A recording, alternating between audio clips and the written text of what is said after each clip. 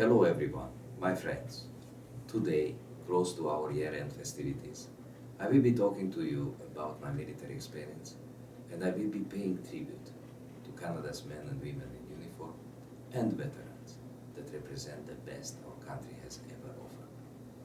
I am proud to be part of our Conservative Party, which has made it a top priority to provide the men and women in uniform with the best equipment and training and help improve services that veterans receive. I am one of the 13 current members of the Parliament who have military experience in their backgrounds and the only sitting member of Parliament who has served in the war in Afghanistan. I joined the Canadian Forces in 1990 and I was commissioned as an officer in the Royal Corps of Military Engineers in the Reserve first and later on in the regular force. I graduated in 2002 from the Canadian Staff College. By serving in the Reserve, I was promoted to the rank of captain, receiving the Canadian Forces Decoration in 2003.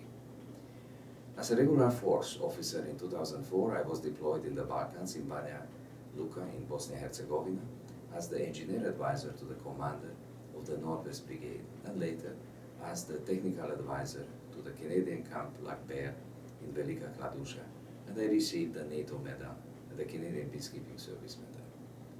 In 2007, I was deployed to Kandahar, Afghanistan, as the second in command to the Engineer Support Unit, where I worked on infrastructure projects on the airfield and forward operating bases, and worked on improvements to the Role 3 military hospital, and I received the General Campaign Star of Afghanistan Medal. In 2008, I was promoted to Major, and I was posted to Petawawa as the 2-area support engineer, and I retired the following year from the regular force, and I worked as a professional engineer project manager at a well-known engineering company. I joined the cadet corps as a cadet officer cadre when I received the Canadian Forces Decoration First Class after 22 years of service in the Canadian Forces. I would like to tell you, as your local MP, that our government holds tremendous respect for the men and women in the Canadian Armed Forces. These brave citizens are putting forward the duty for our country and the values of our democratic society, and above all, they are ready for the supreme sacrifice for Canada. Just to remember, in Afghanistan, Canada lost 158 soldiers, my comrades, and I still have vivid memories of my service in 2007. But with no doubt, I am proud to have the privilege to serve my country. That's why my efforts will be focused that our government continue to honor the service of these brave citizens and deliver first-class services to our veterans, especially in adapting quickly to the needs of the new generation of veterans. I am confident that our government is doing that and will be able to show more positive achievements in the future on this matter.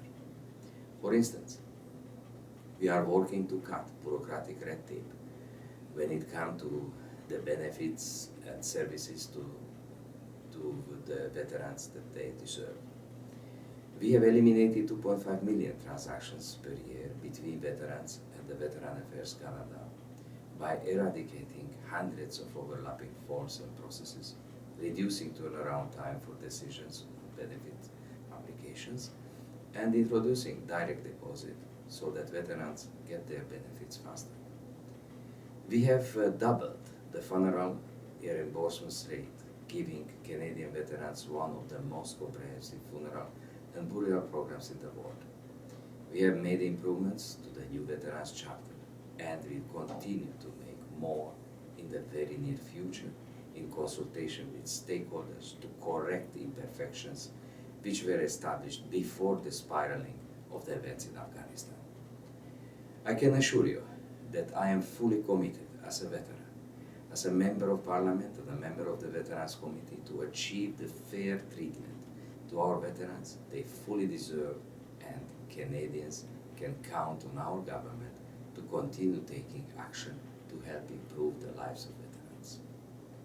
Unfortunately, the opposition parties are not contributing constructively to this process, and their emphasis is to over-politicize veterans' issues.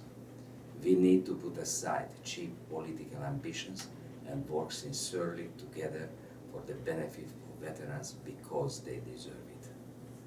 Our government was proud to designate 2013 the year of the Korean War veteran.